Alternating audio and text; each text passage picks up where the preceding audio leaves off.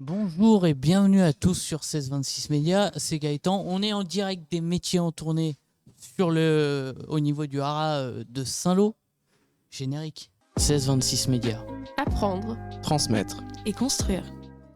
Aujourd'hui, je suis accompagné de 3 personnes. Monsieur Le Cerveau, directeur délégué, c'est ça? C'est ça, bonjour. Au niveau de Curie, Au niveau du lycée Curie, Curie-Corot ouais. à Saint-Lô. au Saint-Lô. Et Monsieur Guy, de l'Union des métiers de l'industrie. Exactement, Union des métiers d'industrie de la métallurgie. Et on est aussi accompagné de Kevin, jeune issu de la mission locale. Bonjour Gaëtan. Comment allez-vous déjà, tous? Ça va, ma foi? Voilà. Voilà, belle conclusion de fin de journée, on en reparlera je pense tout à l'heure. Tout d'abord, je voudrais m'intéresser à vous pour savoir, vous êtes venu présenter au sein des métiers en tournée un stand. J'aimerais savoir, c'était quoi pour vous l'objectif d'être ici au sein de métiers en tournée? Je vais parler déjà dans un premier temps au nom des entreprises et je laisserai Franck parler au nom de la formation. Oui. Le but pour nous, il était assez simple, c'est de faire découvrir l'intégralité de nos métiers, de nos secteurs d'activité. L'industrie, c'est vaste, l'industrie, on en a partout, on en parle de plus en plus. Donc l'idée, c'est vraiment de permettre à des jeunes et moins jeunes de se dire, eh bien, auprès de chez moi, j'ai des entreprises, j'ai des emplois, il y a du travail, il y a des formations qui existent. Tout est là pour réussir. Voilà, nous on était là effectivement comme vient de le dire Thierry en complémentarité, c'est-à-dire qu'après la découverte des métiers, puisque c'était l'objectif de la journée, plus précisément des métiers de l'industrie sur notre stand, on voulait aussi faire voir à toutes les personnes qui se sont arrêtées sur notre stand les possibilités de formation locale avec différents organismes qui sont en capacité de proposer des formations courtes, longues, en rapport avec les métiers qu'ils ont découverts. Ok. Toi, qu'est-ce que tu as fait, Kevin, sur ces 2 jours? Principalement du web média, donc avec la mission locale, donc ce qu'on est en train de faire, mais sur 2 jours, tout simplement. Ok. Tu attendais quoi de ces 2 jours en venant ici, au sein de métiers en tournée? Alors, j'attendais de découvrir un peu plus de filières de métiers. Mhm. J'ai beaucoup participé au web média, donc j'ai pas Ouais. pu voir plus de métiers que ça. Mais j'ai essayé de faire le tour des stands et c'est vrai qu'il y a des métiers plus ou moins intéressants. J'ai vu alors je sais pas comment ça s'appelle, mais le cheval mécanique là tout à l'heure. Voilà, c'était plutôt intéressant, j'ai bien aimé. Et puis il y a aussi les ateliers plus sportifs. J'ai vu le basket, le tir à l'arc. Il y a même je sais plus comment ça s'appelle, mais d'haltérophilie. Et j'ai trouvé ça très intéressant. Est-ce que vous avez eu le temps d'aller voir les autres stands? Alors pour ma part, oui, tout simplement parce que là, j'entends effectivement parler de sport, de parler de plein de choses, mais au final, le sport, l'haltérophilie, le basket ne pourrait pas exister si des industries ne fabriquaient pas les panneaux de basket, ne fabriquaient pas tout. Voilà, donc partout où vous êtes passé, au final, tous les équipements proviennent des industries. Et vous? Moi aussi, j'ai pris le temps d'aller à la rencontre également des autres organismes qui étaient présents, découvrir d'autres métiers, parce qu'on peut toujours continuer d'en découvrir. Je fais le même bilan que mon collègue Thierry. Effectivement, on voit que l'industrie reste au cœur de différentes actions, qu'on retrouve des liens concrets avec l'industrie. Et on peut encore une fois inviter tous les auditeurs de cette web radio à s'intéresser à cet univers parce qu'ils y trouveront forcément quelque chose en rapport avec leur centre d'intérêt. Ok. J'aimerais savoir à quel moment il y a eu le plus de monde sur vos stands respectifs. On a eu différentes vagues et c'était justement l'intérêt de ces 2 journées des métiers en tournée. On a vu de très jeunes collégiens. Moi, je suis ravi de pouvoir accueillir ici de très jeunes élèves qu'on initie, à qui on fait découvrir cet univers de l'industrie qui nous est cher, leur faire voir aussi qu'il y a des perspectives et des métiers qu'ils ne connaissent pas encore. Et puis, on a eu aussi des personnes qui parlent plutôt de reconversion professionnelle avec d'autres types de modalités de parcours que l'on peut leur proposer. Et là aussi, on peut proposer d'autres univers à ces personnes et leur faire voir que l'industrie leurs voisins, hein, parce que finalement cette industrie elle côtoie ces personnes très directement, leur offre des perspectives très intéressantes pour rebondir dans un nouveau projet professionnel. Euh, Vous aussi, vous avez eu des vagues? Je partage complètement les propos Ouais. de Franck, effectivement. Et ce qui est très intéressant, c'est de voir que de très jeunes sont venus. Et ça, c'est important parce qu'effectivement, un projet professionnel se bâtit avec le temps. Il faut aller chercher de l'information. La curiosité, je crois que c'est la première qualité qu'on demande. Et on a vu, voilà, on a eu sur ces 2 jours des gens curieux.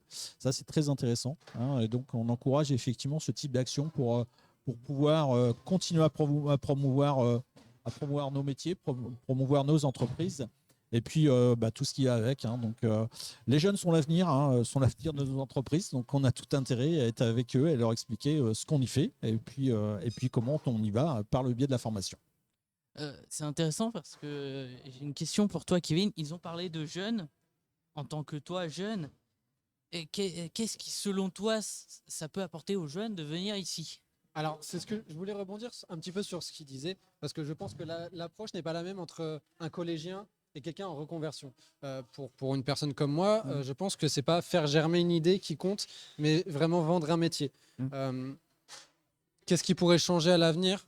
Je sais pas. Franchement, je sais pas parce que j'ai pas fait assez le tour des stands.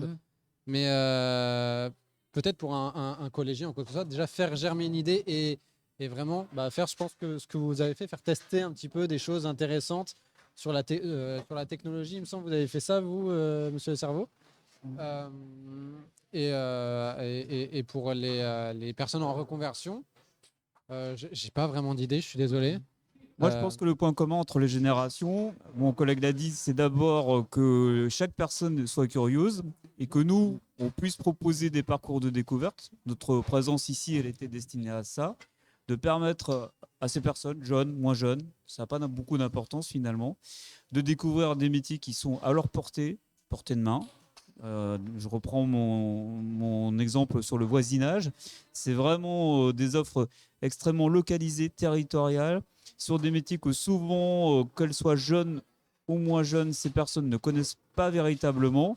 Et l'objet de cette journée, de ces 2 jours, puisqu'on a passé 2 jours ici, c'est aussi de leur faire voir toutes ces perspectives extrêmement intéressantes, diverses, variées, riches, et surtout dans lesquelles on peut s'épanouir, quel que soit l'âge. Et ça, c'est important de le rappeler, parce que notre univers industriel, il est très marqué technologie, et que cette technologie qui est en perpétuelle évolution offre des perspectives riches, encore une fois. D'accord, mais c'est ça que j'avais peut-être pas bien assimilé. Si je peux me permettre de compléter, on en parlait avec Franck, hein, sur le stand. En fin de compte, on est dans une démarche où c'est se former tout au long de la vie. Donc ça veut dire qu'il n'y a plus de notion d'âge, c'est que les technos évoluent très vite, les produits évoluent très vite, on fabrique de façon très différente. Eh bien, tout le monde peut se former justement. Et donc les critères d'âge, on les a un petit peu abandonnés. On est plutôt sur effectivement l'intérêt, l'attractivité de nos technos et de nos métiers. On parle d'intergénérationnel, je pense qu'il y a une préoccupation aussi commune, jeunes, moins jeunes, c'est aussi l'environnement. Et je crois qu'il faut rappeler aussi que l'industrie est un des vecteurs aussi qui va contribuer à l'évolution des pratiques du quotidien, et que si on veut être acteur justement de ces changements dans le domaine environnemental, si on veut être acteur technicien, eh bien, l'industrie offre encore une fois de nombreuses perspectives. Et ça s'adresse autant aux jeunes qu'aux moins jeunes, parce qu'on est tous conscients qu'il y a énormément de progrès à faire en la matière, et que là, il y a de nouveau, pour reparler de ces perspectives, beaucoup de perspectives sur le territoire. Très bien. Une dernière question que je vous pose à tous. En une phrase, c'est quoi le bilan final de ces 2 jours pour vous? J'ai une petite maxime qui dit le futur ne manque pas d'avenir. Je crois que c'est là-dessus qu'il faut s'appuyer. On a parlé d'un certain nombre de choses ensemble à l'instant. Dans le futur qui ne manque pas d'avenir, c'est-à-dire qu'il y a encore une fois devant nous des perspectives qu'on ne fait que pressentir. On est dans un monde en pleine évolution. La technique, on l'a déjà dit, évolue en permanence. Donc les métiers vont évoluer, continuer d'évoluer, et que pour peu qu'on soit de nouveau encore une fois un petit peu curieux, hein, il y a des noms et des termes comme ça qui reviennent dans notre entretien, eh bien on voit que finalement on n'est pas prêt de s'ennuyer dans ce domaine industriel et qu'il y a encore beaucoup de choses à faire. Et moi, j'irais sur une petite phrase assez courte. C'est que tout simplement, merci à ceux qui sont venus, aux parents, aux jeunes, merci aux enseignants qui ont déplacé et sont venus visiter. Merci aux organisateurs, merci à tous ceux qui contribuent à ce que ce genre d'événement puisse à nouveau se reproduire. Ça, c'est important. Et le délocaliser, des parents nous disaient, l'avoir en proximité, c'est important. Et donc, on en est convaincu aujourd'hui, même si on parle beaucoup de mobilité, la proximité reste et doit rester quelque chose d'important. Et ça en fait partie. Et moi, c'est un peu la même chose. Je dirais merci parce que c'est bien de dire aux jeunes que les formations existent, mais si on n'a pas l'occasion de rencontrer les formateurs, si on n'a pas l'occasion de rencontrer certaines entreprises, ça donne pas forcément aux jeunes envie d'y aller. Et c'est intéressant que ces choses-là existent. Merci beaucoup du coup. Voilà. Et merci à vous d'avoir répondu à mes questions, de nous avoir accordé de votre temps. C'était Gaëtan pour ces 26 médias. À bientôt.